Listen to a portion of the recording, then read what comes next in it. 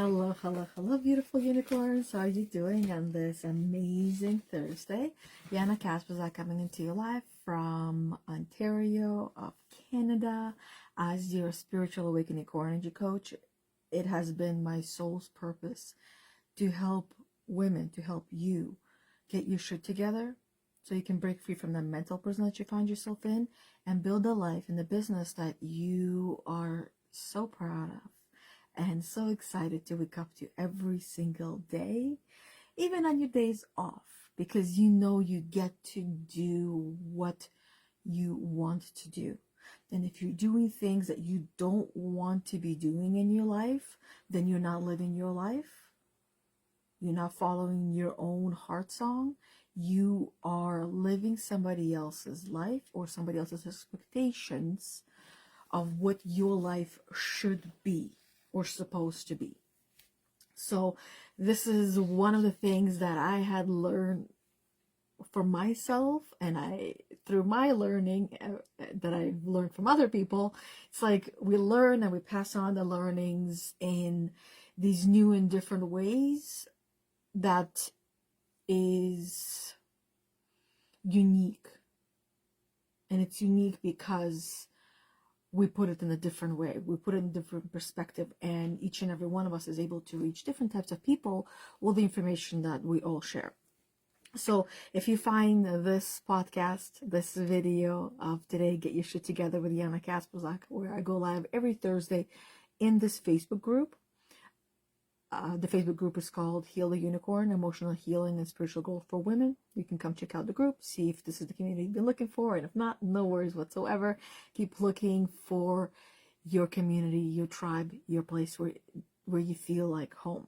And the Thursdays that I go live at 11:30 a.m. Eastern Time-ish is with the topic usually is Get Your Shit Together. And the title for today, I'm going to be sharing my favorite productivity tips for staying focused and organized. And staying focused and organized leads us to completing the things that we want to complete.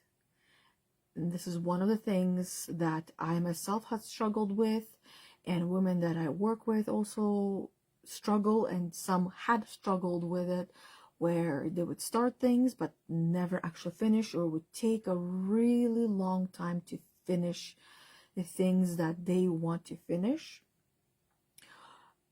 and they need to finish, but other things for other people seem to be a priority.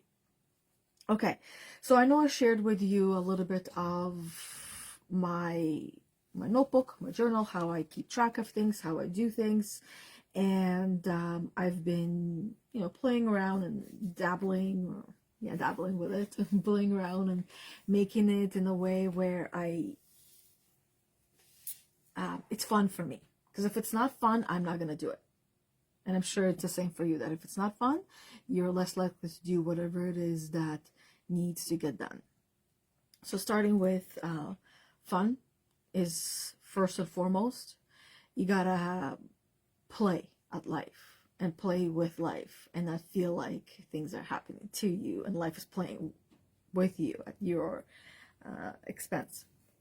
Okay, so I'll show really quickly what I do with my calendar. Or actually, let's just start going through the 10 tips that I'm going to share with you. And you can personalize them to the way that makes more sense to you, that works for you, based on your life, based on your importance, based on your priorities, based on you.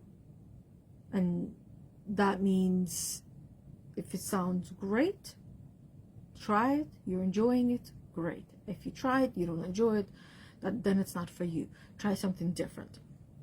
And I have mentioned before that naming things, so everything needs a title, right? If you're, for example, books, you would know one of the most important things that draws you to the book is the title itself. Yeah, the picture and the background and stuff like that draws you to it as well, but the title itself, that's what really gets you to pick it up and read the back of it. So when it comes to you naming things, you got to have fun with it as well, which I shared in one of my previous podcasts. So the first thing is you got to have a list of the tasks and prioritize your tasks. Meaning, what is the most important thing for you to do today or tomorrow or sometime throughout this week or this month or this quarter, however you want to separate things. For the business, most likely you will be separating things by quarter. You'll have a specific goal or a target for each quarter. You clarify that and say, let's say you want to get 10 new paying clients. You will put that as the main goal, and then you would have the mini goals of how you're going to get that. So for a quarter it would be the big goal, and then breaking that down would be where you're going to be doing, because in each quarter there's what, four months, right? You break that down into this month you do this month you do that, this month you do this month you do that. And then from each month you go break it down even further. This week I will do this week I'll do that. And that's why it's important to also have the weekly gatherings with yourself. And if you're not building your business alone, then with your partner, where you sit down and you strategize and you plan everything out, and everything needs to be done strategically and not with deadlines, and not, oh, I'll do this sometime this month. Well, that's very vague, and chances are you might not remember wanting to do that. Okay, so the first thing is prioritize your task, identify the most important tasks, and focus on completing them first to maximize productivity. The most important ones, you do want to complete them first because they're most important. And more often than not, those most important tasks will be perhaps the most uncomfortable ones, the ones that you don't want to do. So the way that I do it, and I've shared this with you before, but I'll share it again, where I separate my page off from the life and the business. To me, this is what balance is. Some days I will spend more on the things that are in my life, which includes family, myself, my personal care, all these things that I consider to be part of life, and then business. Because my goal for me in my life and for everyone that I work with, our goal is to build a business around our life and not build our life around the business. And there's a really, really big difference between those two ways of living and being and existing, where life comes first and business comes second. Okay, so with prioritizing tasks, what I do is I break it down when I wake up, things for the kids, and also I sometimes include what time they wake up as well, but not always. And then the things that they're going to be doing, like their AM routines and their PM routines, what they're going to be doing then. And then I write down, what am I feeling? What are my feelings? What am I experiencing right now, internally, emotionally? I write that down, and then solution. What is going to help me fix that feeling, deal with that feeling, dealing with that emotion? And then I go and I do that, sometimes right away, sometimes a little bit later, sometimes just writing these things down and getting them off my chest and out of my system helps. And then I have my self-care, self-love activities here that I do.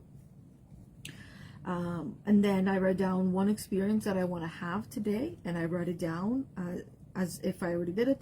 Then I have space for my affirmations, my habits, and the quote that I come across that particular day. Now, it could be a quote that I come across, or it could be a thought that I come across, like realization or aha moment that I come across. Like, for example, last Wednesday, my life, my choice, my dreams, my goals. And this came from a reminder that I am at choice, that I'm the one that gets to choose what to do, what not to do, how to live my life and how not to live my life.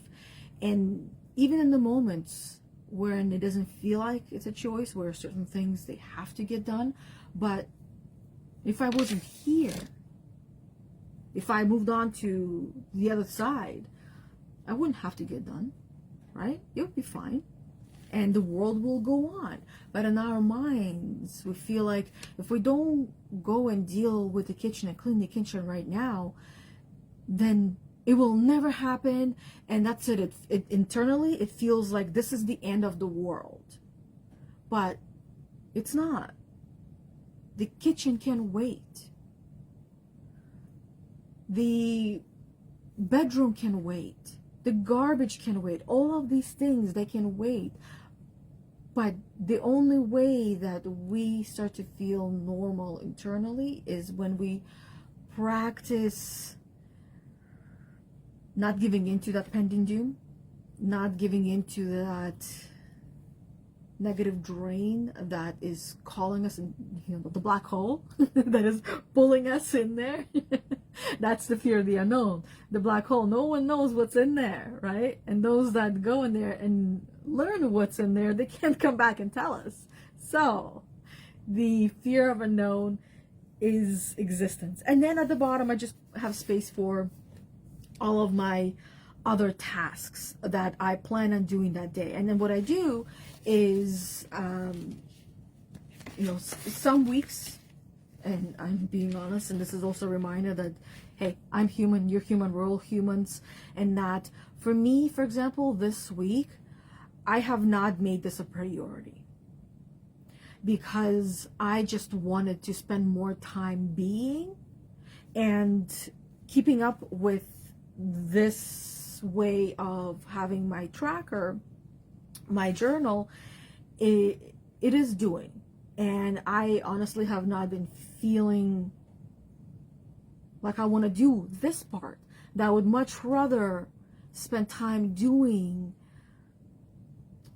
things that are more of a priority. And this is why the first tip that I have for you guys on the list is prioritize your tasks, which might sometimes mean that yes, it's fun and it's great to have the whole entire calendar, everything organized and moved from this day to next day and sit down and do it every day. But to me, it was more of a priority to spend time within myself, to hear myself, to understand myself, to also get some of the herbs and the veggies planted, which I'm still doing.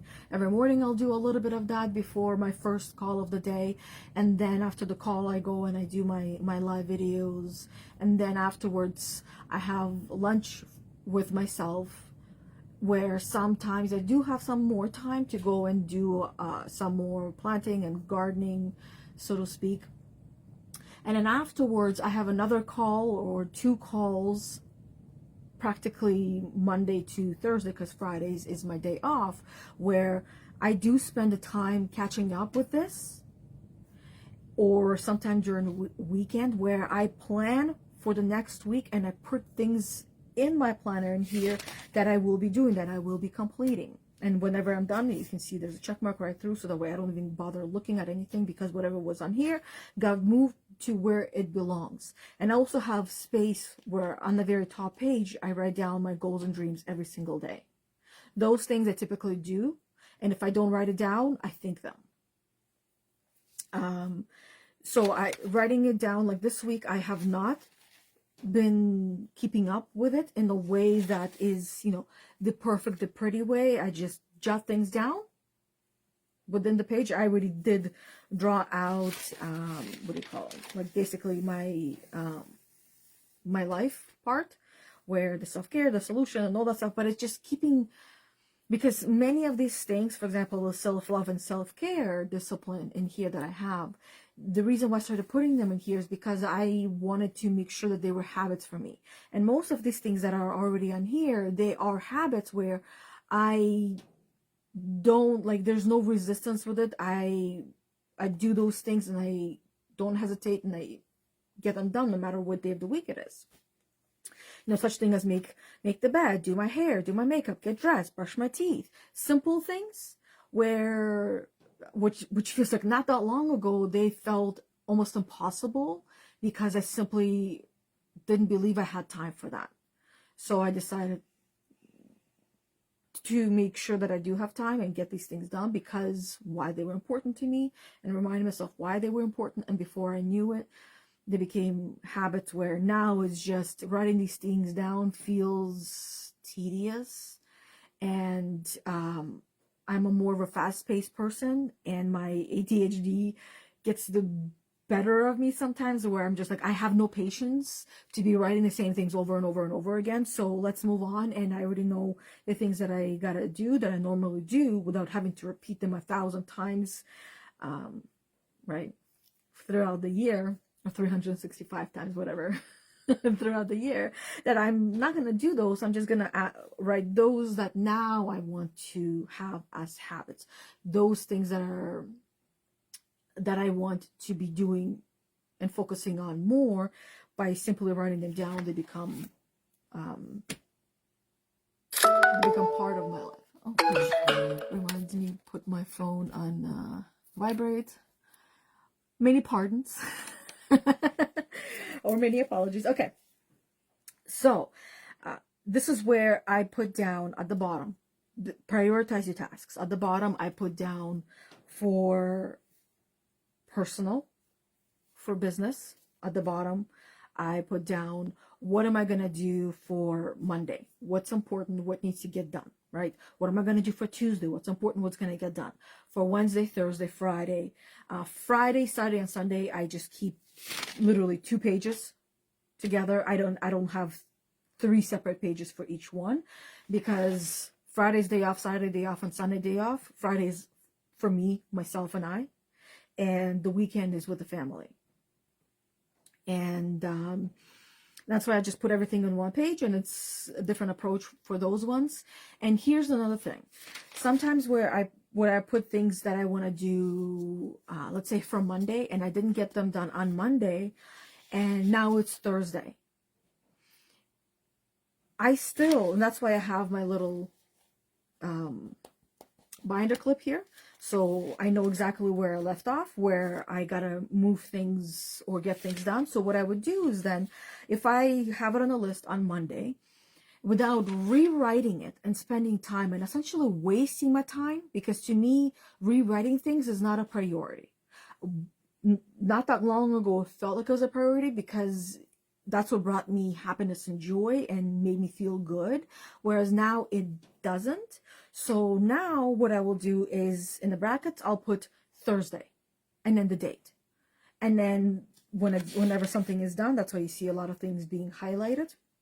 I haven't even highlighted things for the business because I don't think I got very much done for that day because it got hijacked. There was a lot of unexpected things coming up, which was good, but just puts other things a little further down the line. Anyways, so I highlight these things that I did, which makes it easier to see what's done and what's not. And then in the brackets, when I put whatever day I got it done, I highlight it, and that way I don't have to rewrite it again and again and again. Okay, so that's with the priorities, and I make it my own, right? I stickered this bad boy up. My daughter really wanted this sticker right here. Even if it wasn't stuck on here, I'd be like, nope, that's mine. It's going right here. And yeah, just picking my favorite stickers to put on here. That part is definitely fun for me. Okay, so prioritize your tasks. That's the first tip. The second tip that is hugely important to success in any area that you're focusing on success is time blocking. Now, when it came to, because for me, I will continue to remind myself and all of you, because I want each and every one of you to put yourself and your life as priority and not your business and not your career. That is secondary. Yes, it is important. Yes, it is your way of living and earning an income. But if you don't have yourself together and your shit together, then guess what's going to suffer as well? Your career, your business. If you refill your cup and you take care of yourself and your family, things that at the end of your life will be the most important things to you, which is your life, and not necessarily your business and your career and how much money you've made. Those things you will start to recognize that they actually don't matter as much as you believe they matter. What matters is the love and the relationships that you have with people and with yourself. Those are the things that matter, really truly matter. And when you start approaching your life in that way and time block the things that are important to you. So for example, with my morning, I wake up anywhere between 5:10 or 6:05 the latest in the morning. And this is where I make coffee for my husband, and then send him off to work. Say our byes and hugs and kisses and all that. And then I go and I make myself coffee or make tea. Then my kids wake up, right? Which means that from the time that my husband leaves for work and before my kids wake up, I have about an hour for me. And this is the time where my time block with that is I don't have anything planned or structured in there. I do what is calling me. Some mornings, like today, I read a book, spend time reading a book. Other mornings, I will watch Netflix. Other mornings, I'll listen to a podcast. Other mornings, I won't listen to anything at all and just have windows open and listen to the birds because they start singing pretty early. Other mornings, or all these mornings, I might have coffee or I might not have coffee yet. And it just changes up because I don't like feeling restricted. I don't like feeling confined. And this is where, when everything is planned out, like think about if your whole entire life was planned out for you, every single day, everything was planned out for you, how much freedom would you feel like you have? Because what if you didn't feel like doing that? And you had the ability to not do that and the choice not to do that. And you had the choice and ability to do something else. Which one would you choose? This rigid way of living, I have been there, I have done that. And I loved it and I thrived through it. And then I went from having absolutely no structure in my life, and I feel like I survived through that, and I didn't really it wasn't my favorite way of living, where there was just no structure at all in any of my days. And that's when I became a stay-at-home mom. So because when you go to work, there's structure there and it's easy to follow, but at home you gotta figure that shit out on your own. So it took me some time to figure it out and get in the flow and allow myself the time and the space to do the things that I wanted to do. And allowing myself to do that was the key, because for some reason I felt like somebody else needed to allow me and give me permission to do that. But I really gave up waiting for permission, because I realized no one was going to give me permission. And even if they were giving me permission, I didn't believe it, because it was outside of me. But the belief that we all have is not outside of us, it's inside of us. There's many things that we believe to be true inside of us, but we've never actually seen any physical proof of it, but we still believe it, right? So time blocking, you allocate specific blocks of time for different tasks, activities to maintain focus and minimize distractions. Another thing that helps is putting some sounds, music on, where you're just tuning out the world and you can focus on whatever it is that you're doing, the task at hand. No words in them usually, because if there's words, that stuff will distract you. It'll pull you out sometimes, and you can find yourself singing to that song instead of doing, writing that post, for example, that you're writing, or writing that blog that you're writing. So carve out these times for yourself. Like I started saying, for me, when my husband leaves for work and when the kids wake up, I have about an hour, sometimes an hour and a half, because some days I already make lunch for them prior the day before. Breakfast, I also make the breakfast where it's either frozen or make it fresh if I have the time, right? Sit down and they would have their breakfast, and then when they go to school, now I got about an hour and 50 minutes before my first call. So with that hour and 50 minutes, this is where now I am going into my self-care and self-love, which sometimes I will do in the morning. Some mornings I will spend time and I will meditate. Whether with sounds or with guided meditation or just on my own, doing it a little bit differently. And then once in a while, I'll go through, let's say, catch up on notifications on my socials and messages. But usually I tend not to do that because mornings I like to keep for myself and not do any work. But some mornings I feel like this is what I like, this is what's calling me, this is what I want to do right now. But those are far few in between. So self-care, and then the other things that I have on here to do, I usually do them with the same time as the self-care, right? My affirmations, and then the things that are my other tasks.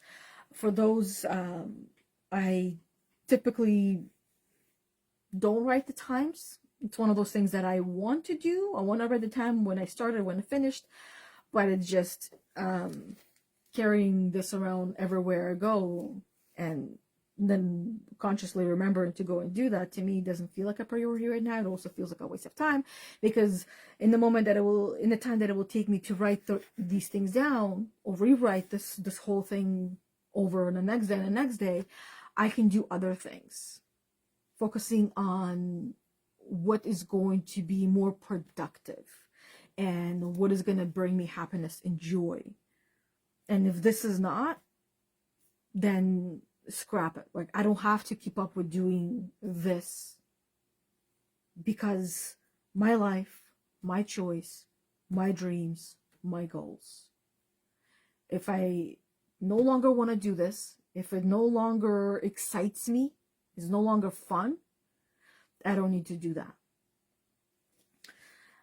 Okay, so time blocking, we talked about that. Number 3 is set clear goals. This one I talk about very often, so I'll clarify it. You can use SMART goals. If you want to go deeper, usually I don't particularly give this information out for free, and you won't find this online either.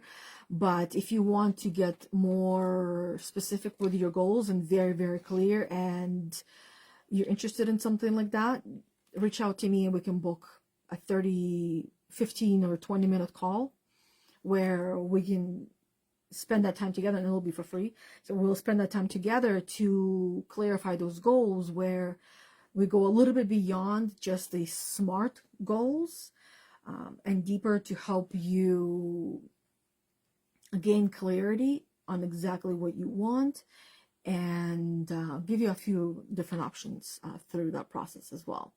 So define clear and achievable goals to provide direction and motivation for your work or for your life, for your career. You can also set, when it comes to setting goals, setting deadlines, like clear deadlines.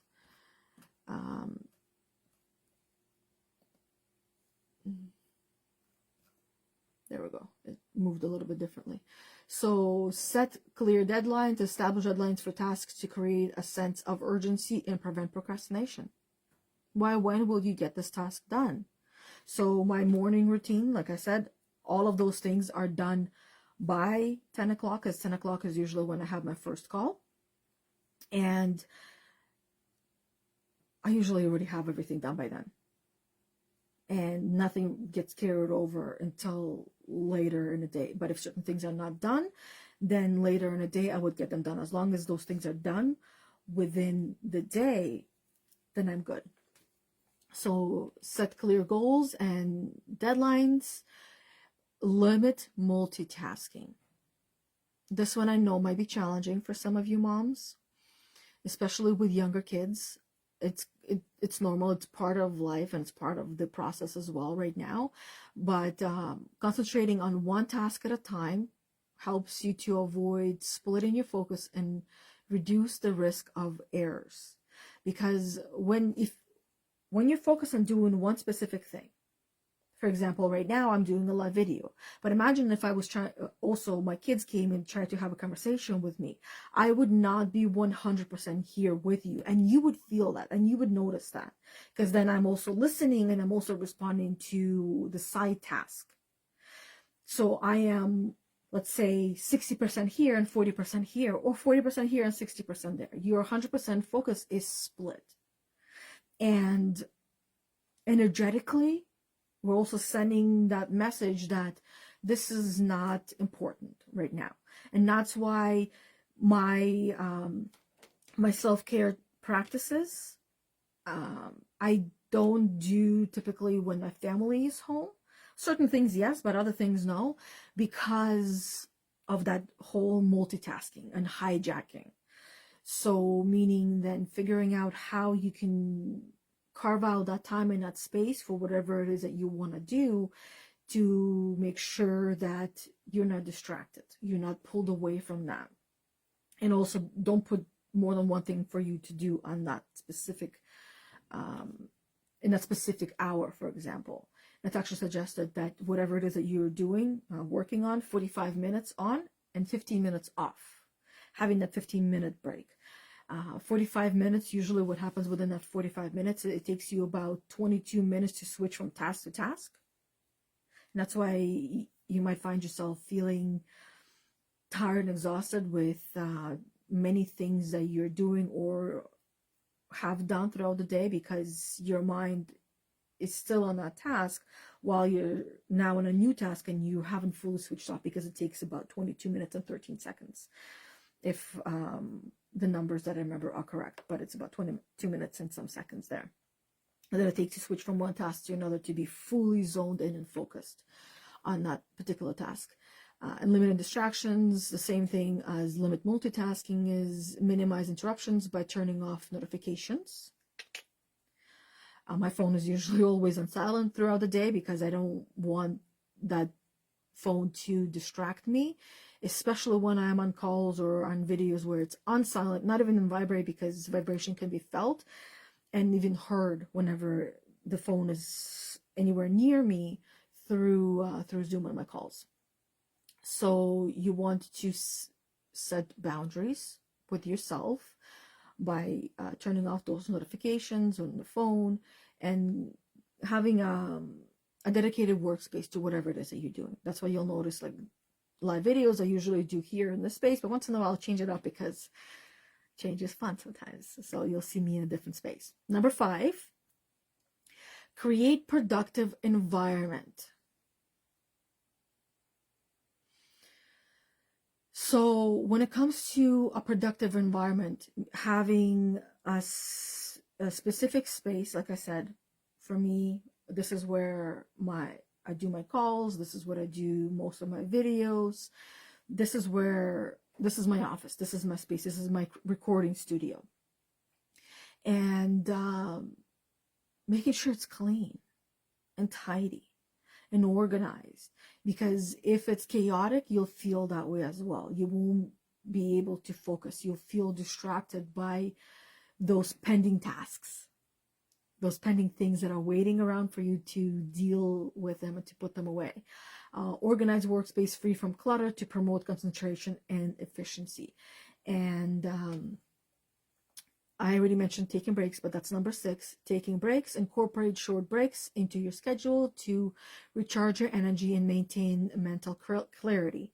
So if you have, if you're like me and you have quite a few calls each and every day throughout the day, giving yourself anywhere between 10 to 30 minutes between the calls, between the tasks, between the activities that you're doing is going to be a game changer.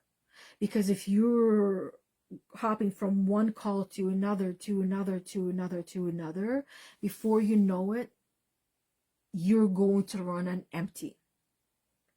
Because if you started off with a full cup and you were overflowing and you started giving and giving and giving and giving, by the end, you haven't even given anything to yourself, because there was one person, there was another, or there was a group of people, and there was another person, or there's another group of people, where you just gave, and in the end, yes, you're going to feel great, you're going to feel energized, possibly. I've been through this for a few years until I recognized some things need to change, because it just, by the end, yeah, I felt great, and I was energized, and I felt amazing, and felt like I achieved a lot and accomplished a lot and helped a lot. But by the end, I also, within like 10 or 30 minutes, I would find myself crashing energetically, just feeling drained. And then the weekends were a haze, because I didn't even have energy to do anything. Like the weekends and my Friday off, those 3 days were literally just me almost like zoning out and trying to recharge myself. So I would recharge myself, and by Monday afternoon, I was already back at that state, not feeling charged. So that's why having these breaks in between is actually really, really, really important. Incorporate regular breaks to rest and recharge, which can enhance productivity and focus when returning to tasks.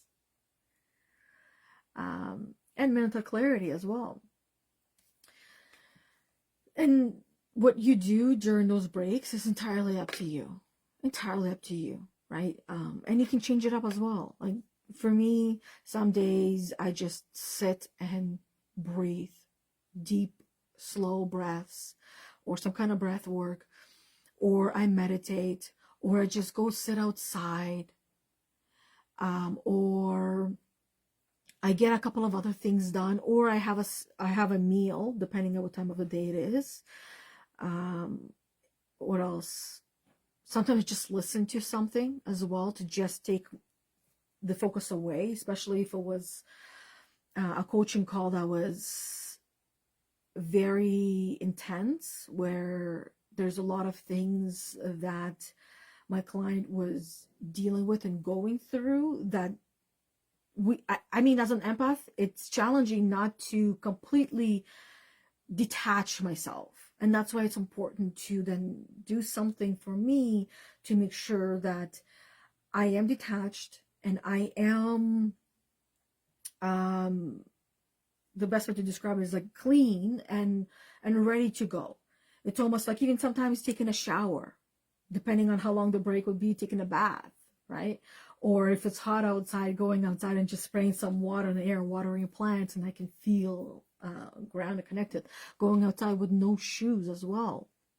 Actual grounding. So take breaks. That was number 6. Number 7, use technology wisely.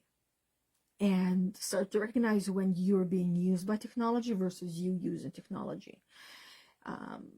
Even set boundaries with your device, how long you're going to be on this platform, let's say on Facebook or on Instagram, whatever social platform you're using, how long you're going to be on there.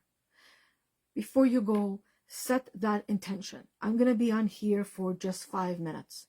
Set a timer. 5 minutes goes by. That way you also become aware what 5 minutes actually feels like. What you think is 5 minutes on social media, or what you think is half an hour on social media, in reality, it might feel very different.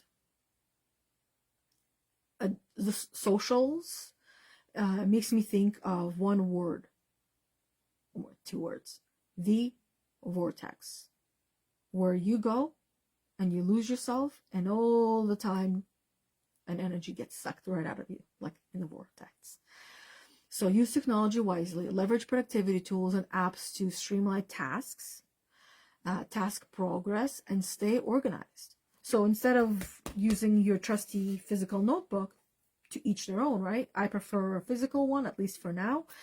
And I'm actually have been planning and debating and creating my own, where everything is printable without me having to rewrite 1,000 things over and over again, to just make it easier, or put it on my device where I can just check things off, and that's it. We're done. We're good to go.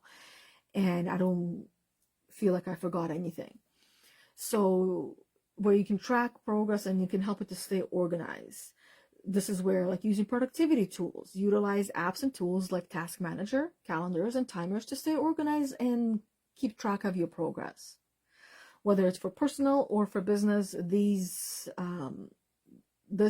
tip really can help you.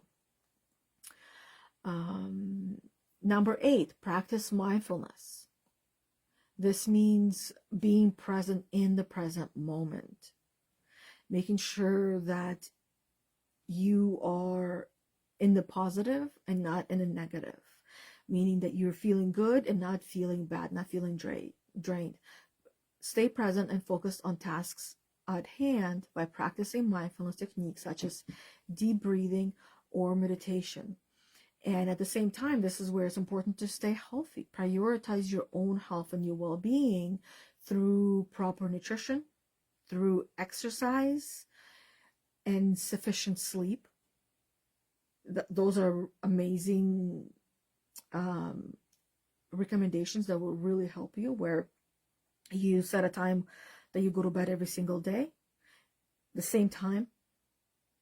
For some of you, it might be a little bit more challenging depending what age your kids are and what sleep routines or habits your kids have versus you. But you can even help your kids as well. There are numerous experts on these topics to help you sleep train your kids and get your sleep in shape as well. And so sleep, as well as physical well-being, directly impacts mental focus and clarity.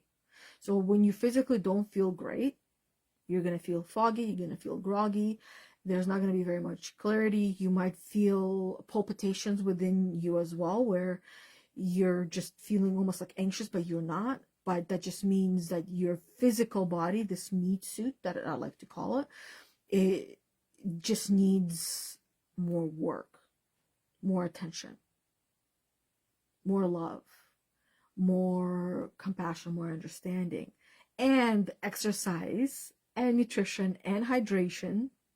Maybe you just need to drink more water. It's recommended to drink 1 glass of water every morning. And okay, so practice mindfulness was number 8. Number 9, establish routine. Develop a consistent daily routine to create structure and optimize productivity.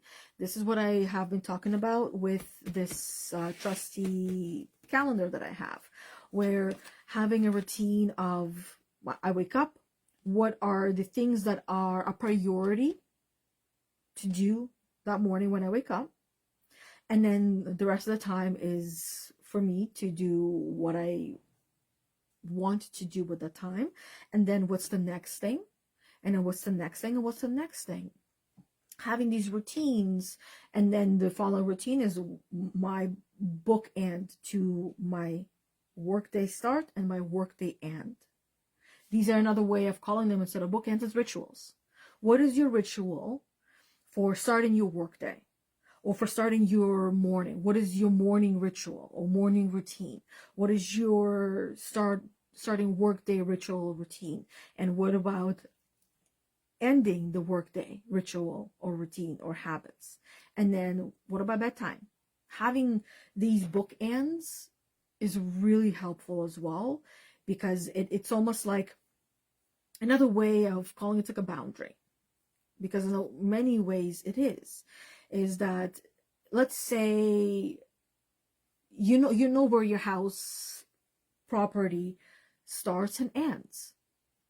If you step over to your neighbor's property, even with just 1 foot, you feel a little bit different. You feel like, this is not yours. I might get in trouble. I'm not allowed here, right? Especially if you have special neighbors. But and then if you put 2 feet down on there, you're also going to feel different. You'll know that you've crossed the boundary. You're on the other side. So when it comes to these bookends, in the morning, you have the bookend, you start, and you feel different because you pass that threshold of the previous you and now the new you, right? The night you and now the morning you, and then you go into your workday, you pass a threshold and you literally prepare yourself for the work and doing all of these things. It's like you getting dressed. You're not going to go into work with your pajamas unless your job requires you to wear pajamas. You're not going to go to, to somebody's wedding in your pajamas. You're going to get dressed because there's certain ritual that needs to take place in order for you to look presentable and feel presentable as well. So establishing routines is great. This one we already talked about. So delegating tasks is another one. So delegating tasks that others can handle to free up time and mental energy for high productivity responsibilities. So if it's in your family, for your life, you can delegate tasks. Like, for example, with my kids, they have certain things that they gotta do in the afternoon, and I don't want to remind them. So they set their own reminders or alarms that will go off, and they know that they gotta go and do that, because otherwise I continue to hold their hand, and when I'm not here, how are they going to be able to manage without me? What is that teaching them about their future? That they need a life manager to manage things for them, to remind them of everything, and to tell them what to do and how to do it? That's not really realistic. It's almost like setting them up for failure and not for success. So delegating these things, simple tasks, right, for our kids, they're responsible for certain things. They need to remember to do them as well. And let's say in your house, one of the things that has been actually extremely beneficial in our house is every child, which we just have two, is responsible for certain spaces in the house to keep them clean and tidy and organized.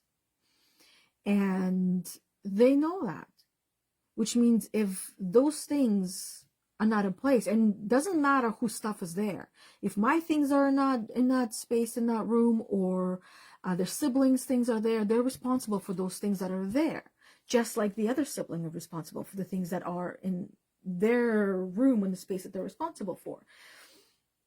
That they deal with it, that they get it done, that it always looks clean and tidy. And that way I don't have to be the one to remind them, and most importantly, I don't have to be the one to do it, because that's one of the things that has helped me to free up much more time for myself. And another really massive one was meal prep. Planning my meals, our meals for the week, and preparing them where I don't have to think about what I'm going to eat for lunch or what I'm going to eat for breakfast. For dinner, that's a different story. We make fresh dinner every day usually. But I don't have to think about it, because just thinking about it, it wastes a lot of time.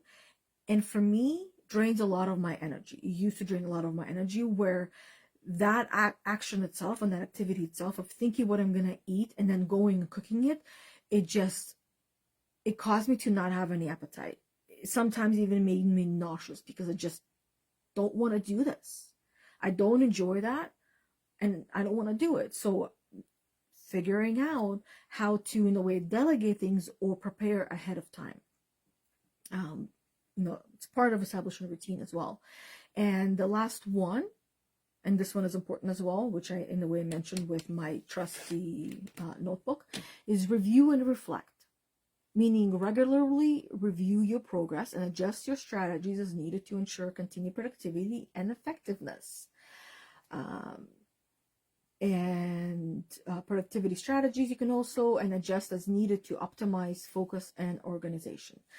Meaning, as you're going through for the next, like I was saying before, come Friday, I'm going to go through all of these things and see what else I had done, and highlight some things, because some things I didn't even highlight, but I already have had them done, and then plan my next week, and then plan my next week. Some people spend Sunday planning or Monday, but Mondays I prefer to spend in the morning, just getting into the week and grounding and centering myself after the weekend, because on the weekends we usually are quite busy and get a lot of things done in the house and then the meal prepping as well, or with the family, or going out and living and enjoying life as much as we can.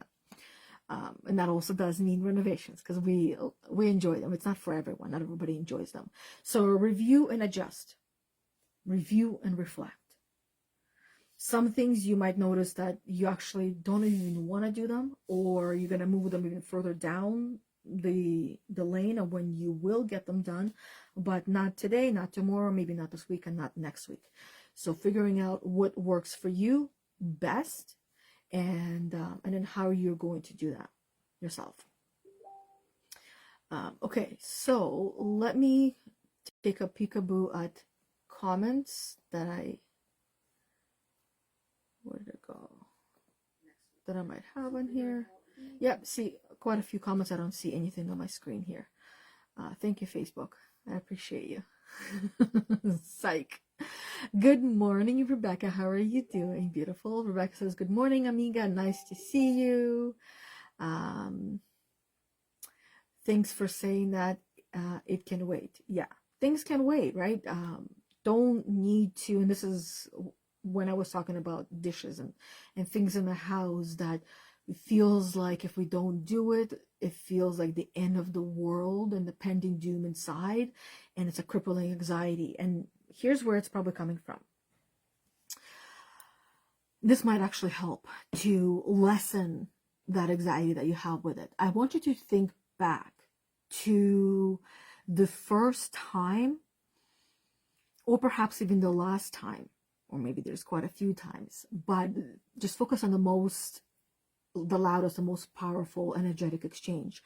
When we're talking about just the kitchen right now and the dishes, when you had dishes in the kitchen, you might have been a little girl, you might have been a teenager, you might have been just a new mom, and you had dishes in the kitchen and you were just tired or exhausted and you didn't want to do them, or for whatever reason you didn't do them because something else was more important. And someone came to you and made you feel like a failure, made you feel worthless, made you feel like you weren't good enough, that you weren't keeping up, that these dishes were the most important task and priority, and you failed at it. Because that is where this pending doom is coming from. That fear of getting in trouble, those messages that you received from that experience, or and it could, more often than not, it is an accumulation of those experiences over and over and over again. And sometimes you might not, most of the time you won't even remember what was said or exactly how it was said, but you remember how you felt. You remember who was there on the giving end, because you were on the receiving end of that punishment, and you felt punished. You felt unheard, unseen, and unvalidated, when in reality, all you needed was someone to come over and see that you're not able to keep up because there's so much already going on and you're human, and all you needed was a little bit of help and support, and for someone to just step in for a little bit and do those things for you and help you out and help you be seen, heard, supported, and understood that you are human and you can't do it all every single day, that you also need time off and you need physical and mental breaks from these things. So this might be an opportunity for you to delegate those things, but it has been helpful for women to understand where this, the seed was planted, that experience, those messages that she now carries have been planted, and how following that, each and every time there was a mess in the kitchen, that unconsciously she watered that seed. And from that seed, a massive garden grew. A massive garden that you didn't expect was going to grow. That is full of weeds, yet it has beautiful wildflowers in it. And I want you to focus on those wildflowers, which is the lessons, which is the good, powerful lessons from those experiences. And now that makes up you and who you are and your programming and your roots. That going forward, you want to focus on the positives and not the negatives. And not to say to ignore the negatives, because nothing likes to be ignored, but to acknowledge them and validate yourself through those negatives and allow yourself to exist in both dimensions, in both ways, without she's not allowed, only she's allowed. Only the positive Rebecca is allowed, but the negative one is not allowed. You would not like that. If part of you was like, nope, I don't like that part of you. I want nothing to do with that part of you. I just want this part of you. No, you want to be loved and accepted as a whole. The good, the bad, and the ugly, which we all have. And then growing from that point on. Rebecca says, I started using my Google Calendar and I've been so much more responsible. I love that. And thank you for sharing that. Google Calendar is amazing, especially those of you who have a business. If you don't have your calendar set up and blocked off, and you're sending your link to other people to book themselves in, then they might book themselves in the times when you actually have other things scheduled or planned. So it's important to block those times off. And Google Calendar is actually pretty great with pretty much any scheduling calendar app that you would have. I believe we use Acuity. Yeah, we use Acuity. Trying to remember what the name of it was. And Rebecca says, I've managed to get to a place where I check my to-do list at least once a day and I get at least one thing checked off. Amazing. Congratulations on that, right? Where it sounds like you went from not having to-do lists and not checking anything off to now at least checking it once. Makes me think of Santa. Or checking it twice. And then check the things that you did do, because then it makes it like, for example, when I feel low and I feel just like I didn't do enough, or there's something else that I should be doing, I look at my my previous day, for example, and I can see that I got a lot of things done on the previous day, and then from that point on, it's like, oh, okay, maybe that's one of the reasons why I might feel a little bit more tired and drained today, because I got a lot of things done yesterday. And if I'm feeling low energy, that does not mean I gotta add more. It means do less. And then having the lists here and then throughout my days where I can see, like you said, you can go back to that list and you know what needs to get done, and you will get it done. But if you don't have it on that list, then what tends to happen is then you might find yourself worrying about something that you forgot. It's almost like when you left for vacation and you all of a sudden go, oh my God, I left the stove on, right? And you have that thought always in the back of your mind until you send someone over to go check and then tell you, no, the stove was actually not on. But in your mind, you feel like the stove is on. It's like those things that you want to do and you forgot about them makes you feel like something is there. You've watched Home Alone, right? When they're on the plane, especially the first one, when they're on the plane, it's like, I feel like I forgot something, right? And then she realizes she forgot her son at home, and that he's not there. That's what it feels like, where these tasks, these plans, these ideas that you have and they're not written down. And that's why I always recommend anything that comes to mind that you want to write down, go and write it down. One app that I really love on my phone, and it works across all my computers and laptops, is OneNote. I open it up on here, take my notes, and it automatically updates all of them across the board. This is where I have my plans, my tasks, everything, and my jotting down space where I just write things down just to get them out of my head, because I don't always have this with me, right? And then when I can go and sit with them together, and I remember what needs to get done. And also having a master to-do list is what I call it. And it's literally, for me, 1 page is for life, and the back side is for the business. And just writing down all the things, like especially the things that I keep moving from one day to another, to another, to another. And I'm just like, you know what? I don't think I want to do that. I don't want to completely get rid of that task or that idea, but I don't see myself doing that anytime soon. So I'll put that on there for when I'm, when I'm done with these lists. I go through that one, and usually once a week I go through that list and I see what's on there. Some of the things I actually end up doing without even having it on this list because I already remember.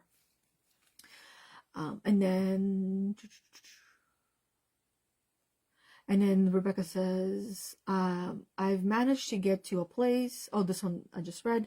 I've been prioritizing my order of what will make the most difference, have the most impact, and the most satisfaction. Yeah, that is also a great way of prioritizing your lists, because by doing the things that have the biggest impact and make the biggest difference and move a needle forward, and you feel good and you enjoy those activities or tasks, then what happens is your confidence grows and your happiness grows, and which means that now you're filling up your cup with goodness, and before you know it, your cup will be so full that you'll just go through these tasks, through these activities, like really, really, really quickly. And you'll find yourself getting a lot more done that you didn't even think was possible, because the reason why you didn't feel it was possible, because you didn't feel like there was enough time. But it wasn't the time issue, it was the energy issue. A lot of us, we get stuck on feeling like, I don't have the time, not right now, I don't want to. But it's really energy, because if you were full of energy and you felt great, and you felt happy and motivated and excited and joyful, you would all of a sudden have the time, because this fear of this is going to take me 3 hours to do would be completely gone, and you would just go and do it, and without even questioning there's not enough time. And maybe another check for yourself, to ask for yourself during these moments, might be, when your time story comes up, when you're triggered with feeling any sort of way that's negative when it comes to time, ask yourself, is this something that I really, really, really want to do? If the answer is yes, then why are you not doing it? If the answer is no, then don't do it. And then also ask yourself, going a little bit deeper, as to, is this something that, you say, yes, I do really want to do this. By doing this, is it benefiting me or somebody else? Or am I doing this for me, or am I doing this for somebody else? Or another way of asking it, how will this benefit me after I do this? Then all of a sudden you'll start to find the energy and the will and the want, and the time just disappears. Or if you're triggered with time, how long do I think will take me to do this? I hear this with my kids all the time, that this distorted feeling of, I'm not going to have time to do anything if I do this. Asking, how long will this take you? Like, for example, last time my daughter, she got invited to go out with her boyfriend's family. To her and her boyfriend's dad, they went out for dinner, and we were out shopping. And actually, we weren't even out shopping yet. We were still at the doctor's, and then we went out shopping because that was the plan for the day. And she was really stressing out that I'm not gonna have time to do my hair, to get ready, because when we get home we still need to clean. So I calmly and peacefully, as a coach that I am, started asking her questions. to help her ground herself, because she was becoming a kite that was flying into these strong winds and all over the place and just in panic and, you know, about to get struck by lightning. And so I asked her questions such as, what are the tasks or activities that you need to do before you're able to leave? Just list them really quickly. And she starts listing them, and then that starts to make her anxious. I'm like, okay, well, let's move away from the rest of the task, because, you know, it's causing her a little bit more stress and anxiety. And now let's go to the one that you just mentioned. How long will this one take?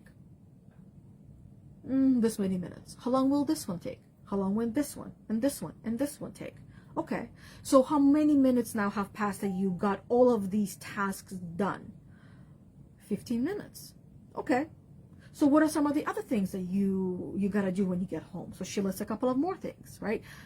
Helping her to be calm with those pending doom tasks that feel like each one is going to take an hour, and she only will have an hour and a half to get ready and to clean and do all these things, right? So just grounding her and reminding her that it's not going to take that long. It's what the mind does. And long and behold, she even sat there waiting to be picked up, because everything was already done. She was done. She even washed her hair and got everything done. And yeah, like, this is how incredible our mind is and how powerful it is, that it can spin us out. But if we don't have the right tools to help us get grounded back down, to, you know, if we are that kite and we're flying around in strong winds, for someone to bring us down, because we can't always do that ourselves, but to have someone bring us back down, reel us back down, and keep us on the ground, where we're like, okay, it's not the end, it's okay.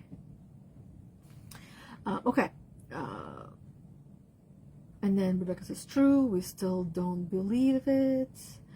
And then Rebecca says, I understand that, but in my case, where there's literally never a time when I'm alone, jumped over, I have found the shower is meditation time, and drives to work is relaxation time, listening to music. Yeah.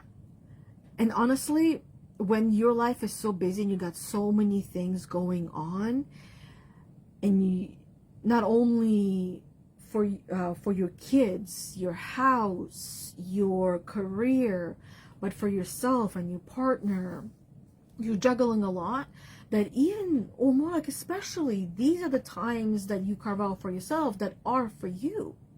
And in a way, it might be considered multitasking, but it's not really multitasking, because in the shower, when you're doing that meditation, chances are you just stand, even just for a few minutes or seconds, and feel that water washing away all of the darkness, all the heaviness, and just purifying you, where you feel yourself radiate now. You cleanse yourself, externally and internally.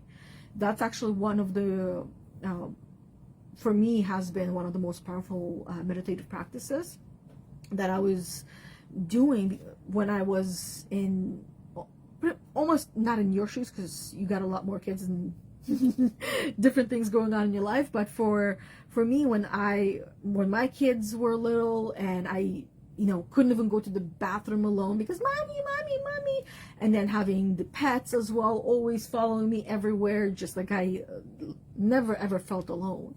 And as an introvert, introverts need that time alone. We really need that time alone. And for me, it was showers, where I was just picturing and feeling that water being pure white light, and that would just wash through me. And literally 5 minutes in that shower was more than I needed. I came out and I was peace and zen for like 5 minutes before the kids, mommy, or mommy, Ethan did this or did that. So sometimes it was longer, but yeah. And then driving, honestly, I remember even just going for drives and driving with no destination in mind, nothing, just getting in the car and just driving, right? Or, you know, go to the store and get something. Of course, I come back, right? I'm gonna go get milk, guys, but I come back. And just go for a longer drive than going and get the milk. And just like anyone, you know, initially my partner would call and ask, what's taking you so long? You just went to get this one thing. And I would let him know that, you know, I went for a little bit longer drive and it's a break. It's like, oh, okay. You know, it comes from a place of love when, how do I put it? It's like when you know your loved one has left and went to the store to go and get something, and you know approximately it might take them maybe 15 minutes, the longest, but now half an hour has gone by. Naturally, you're gonna worry. Maybe something happened on the way there, right? And that's why I might get on the call. It's like, where are you? Like, I'm worried, I'm concerned. But sometimes even, and this is where it's important as well, not sometimes, but it's important to let them know, I'm gonna go for a drive before I go to the store, because mama needs a break. And before you know it, you just say it once, and then after that, you don't have to even explain it, right? And you know, I'll be home in like half an hour or an hour, whatever it is. And that's why I also, one of the reasons why I decided we're gonna go and get a dog. It took me 3 years to heal after losing our dog that we got for me when we lost our twins, to help me heal and cope. And after we lost him on my 30th birthday, it took me 3 years to heal, to be able to get another dog. But honestly, that was the best thing that we ever did for numerous of reasons. I already had the experience of how to train the dogs for, you know, obviously not 100%, but enough so that way the dog is great. But I'm going to walk the dog. That's it. No one can argue with that. I'm going to walk the dog. And that was my favorite time to be alone and by myself. Even in the evening when it's dark and it's just so quiet and peaceful, getting a dog might be something that will help you to get out of the house and get a break and take a break. And then Rebecca says, I have it in my head that I'll take a break when it's all done, but it's never done. And that's actually a great reminder. Thank you for saying that. Don't put off your brakes. It's like you driving in the car and say, oh, my car will automatically stop when it knows there's another car in front, and it'll stop. It won't stop. It'll keep going, keep going. Your to-do list, your things that you're doing, unless you, when it comes to, what was the one that we were talking about? A time block. So when it comes to the time blocks, your breaks, you need to time them out as well. That's why if you have automatic schedule and calendar and people are booking themselves in, make sure that you set up on that booking app, right? Acuity, as if you're using Acuity, that after each call is done, and it's scheduled, let's say, for half an hour, someone books himself for half an hour, after each one, you block off the next 15 minutes. So that way you have those 15 minutes before the next call, before anyone else can book themselves in. And you have that 15-minute window break. And take those breaks. You deserve them. You need them. Because you will be much more productive when you take breaks versus when you don't take breaks. Think back to when you worked in the corporate world or you had a job, and chances are you've had this experience where you would come into work and you would work, and not be able to take a lunch for whatever reason. You were just working through your whole entire day. and no breaks at all. How energized did you feel after you're done work with having absolutely no breaks? Versus when you go into work and you have your breaks, usually it's 10, 15-minute break, depending on how many hours you work. It could be 2 15-minute breaks plus your lunch, which is anywhere between 30 minutes to an hour. And you're not overeating and you're not eating junk, right? You're eating good and well. And how do you feel at the end of your workday when you've had sufficient breaks? Chances are you felt better when you had sufficient breaks, because there are not only just physical breaks, there are also mental breaks. But if you don't have those mental breaks, you will end up having a mental breakdown, because the system just becomes so filled up, piled up, that it's almost inevitable for you to end up in a mental breakdown. And those ones are not fun, at least in my experience. If your mental breakdown was fun, please let me know. But in my experience and the women that I work with, their experience of mental breakdowns, they were never ever fun. And the lasting effect of them, it takes years to recover. But it also takes years to get to that point as well, which often comes from prioritizing others and other things and not yourself. I just read this morning that no matter what we do, we must do calmly. Yeah, whatever it is that we're doing it calmly and peacefully. If you're going into a meeting and you are angry, everyone will feel that. They might not know, but they will feel uneasy. Some of them might actually start to feel angry as well, and then that meeting can turn into a shit show. But if you walk in calmly and peaceful and with joy, that will be felt as well. I remember when I worked at the bank, and every morning we would have meetings. Every single morning we would have a meeting. And I always would come in happy and joyful and singing and dancing a little bit. And I can't remember what the song was, but once my manager heard me sing the song, she told me that I am now going to be starting a meeting every single day with that song, and I'm going to sing it. I wish I could remember what it was, but it's been, man, I don't remember how many years ago. 2012, I think it was the last time I was at that location. Maybe even 2010. So quite a few years at this point, right? Like, let's say 14 years since then. And whenever I would walk in, which was rare, but, going to college practically full-time and working more than full-time hours, at 2 jobs, of course I'm going to be tired and exhausted. And also some evenings, especially on the weekends, I would go out to a club. So naturally, some mornings I'll come in and be more tired. And guess what? That rubbed off on people. Other people felt that, and they were also brought down to that energy.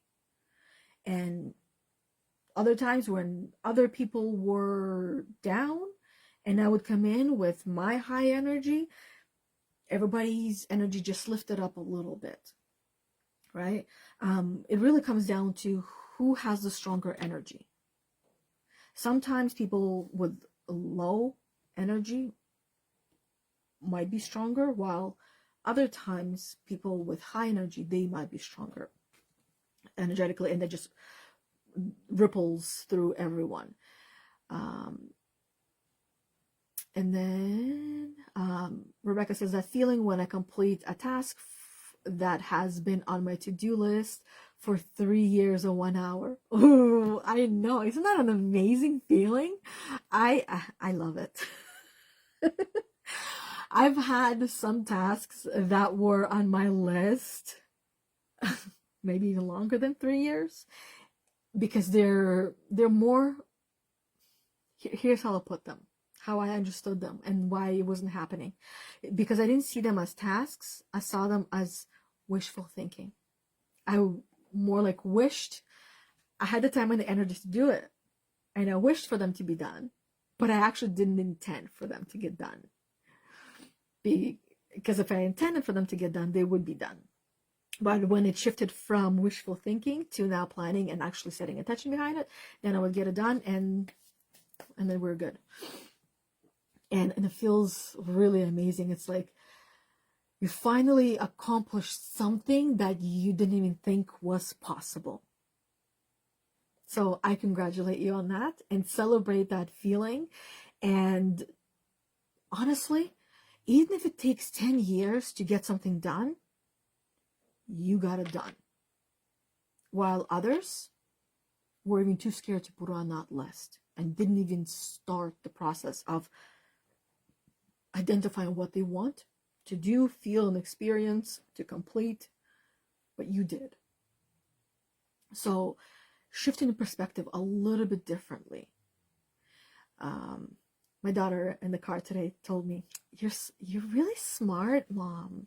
You're really good at this."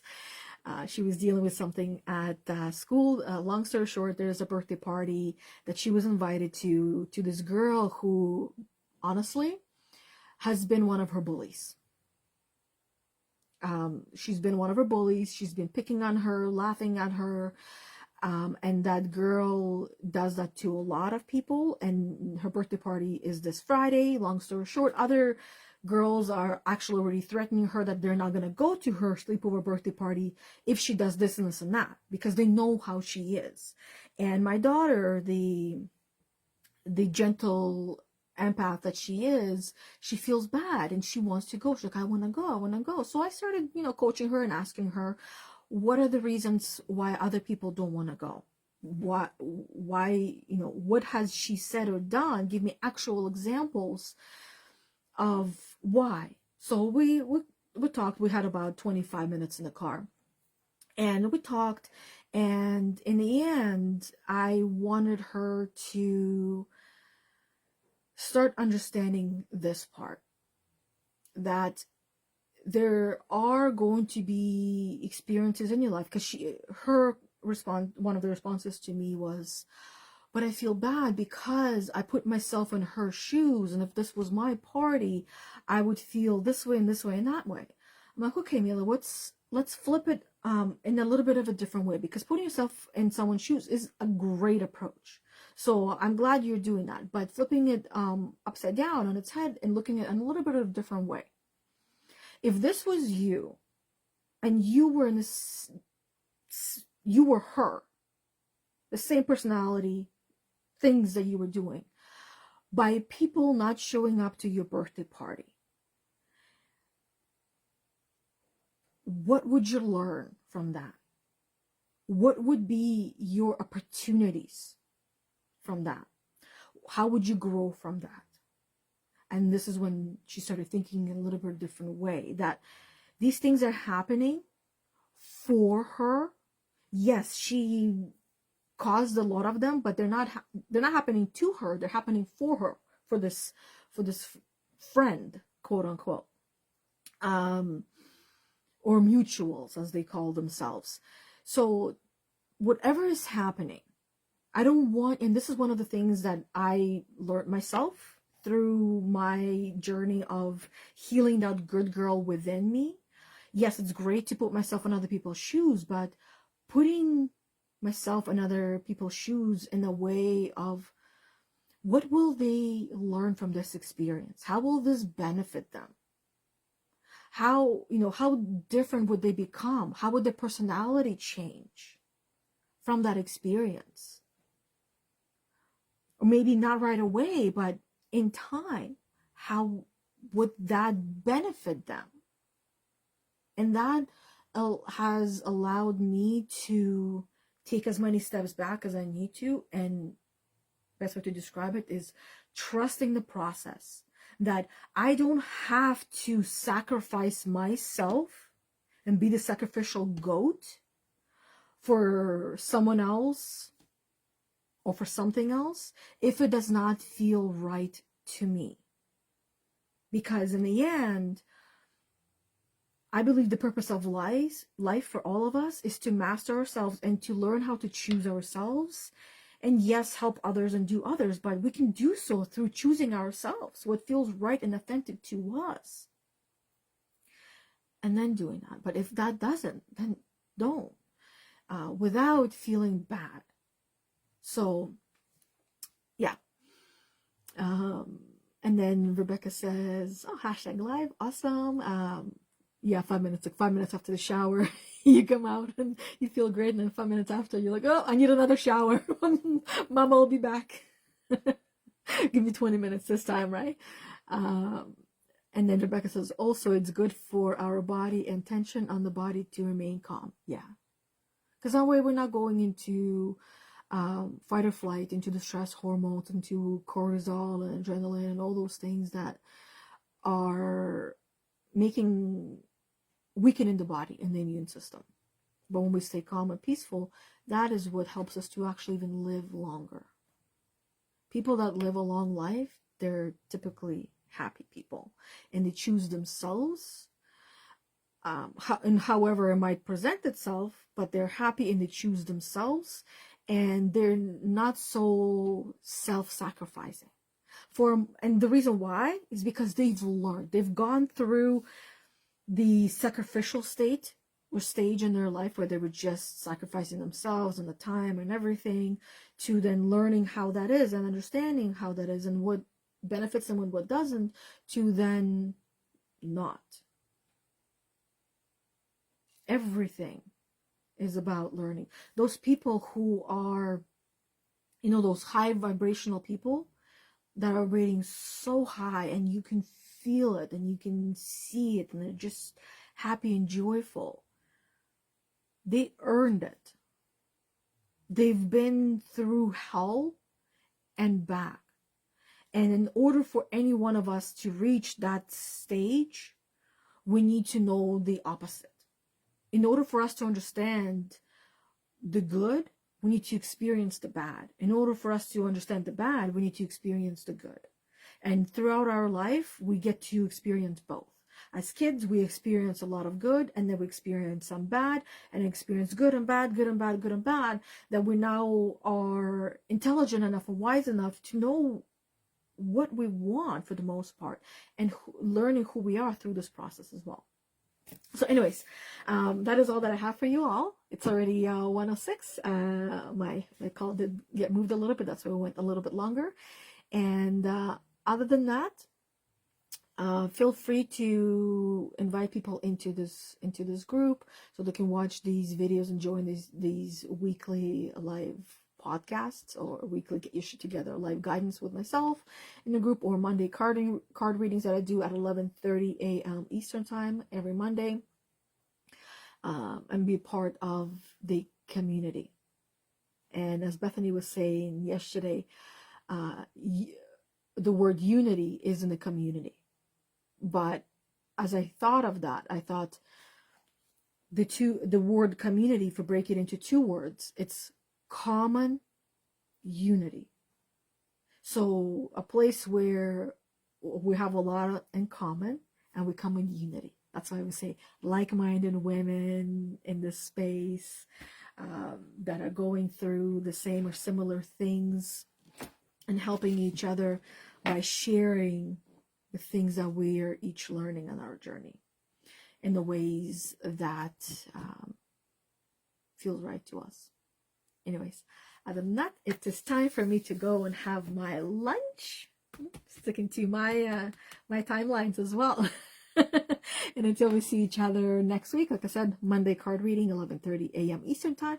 You can set alarms on your phone as well, reminders, so that way you know that I'm going live, and you hop on in the group and you can see me go live in there. And sometimes you can refresh the page and you'll see me as one of the first posts come up. And also, I believe that if you and I are friends on Facebook, from my understanding, that you would get notifications when I do go live, especially if you, I think there's a setting where you can choose to be notified when Yana, when I, goes live on Facebook, whether it's on my personal page or in the group, and especially if you're part of the group, then you'll get notified.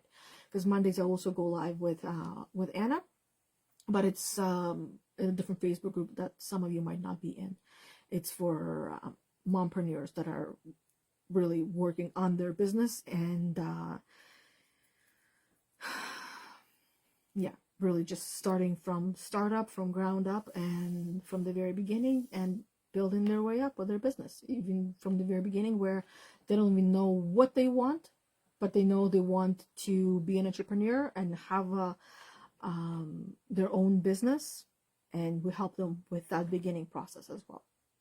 So anyways, that's it. That's all. Thank you very much. Have an amazing the rest of your day and the weekend, if we don't see each other or don't hear from each other through the other socials. And until we see each other next time. Bye, everybody. Thanks for being on here.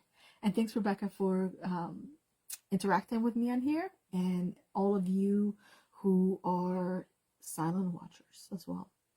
If you're a silent watcher and you watched this far, just say hi. That's it. Don't be a stranger. Bye.